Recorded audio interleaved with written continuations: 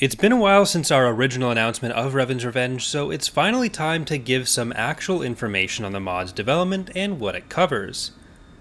At first, the mod will be specifically covering the events of the late Mandalorian Wars up to the end of KOTOR 2.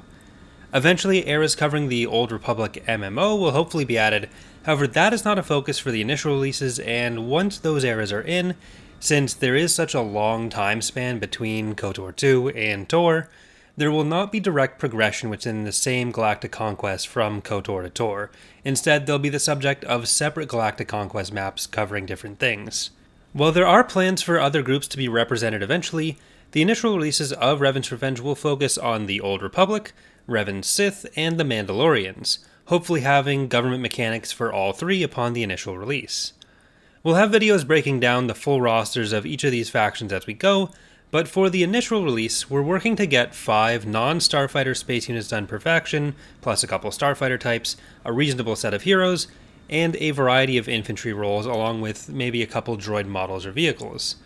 We feel that this will let us have a good solid basis for the gameplay in the mod to build off of without delaying the production for too long since it's already been quite a wait. The types of Galactic Conquest that we have in the mod are intended to be similar to the types that we have in Fall of the Republic and Thrawn's Revenge, but initially we'll be focusing more on some of the kind of sandboxy types before moving on to the more story-focused ones. So expect to see some of the earlier content as we preview it be in the form of some of those looser scenario types, including things like From the Ground Up, or even some skirmish coverage. Because the mod is being built on the same EAWX core framework as Thrawn's Revenge and Fall of the Republic, a lot of the work in the mod can be applied to other mods, meaning a lot of the core game modes and functions are being worked on everything simultaneously, and will therefore be pretty fleshed out upon the initial release. And a majority of the work that we have to do for REVAN'S Revenge is on the direct content side, meaning unit assets and heroes.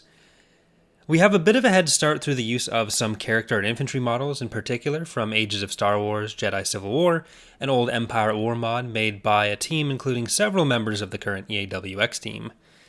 We'll ultimately probably redo a lot of those character models, but they provide a good starting point and a basis for our ground assets in particular. The mod will be far more infantry focused than either Fall of the Republic or Thrawn's Revenge are, partially because of the nature of the source material.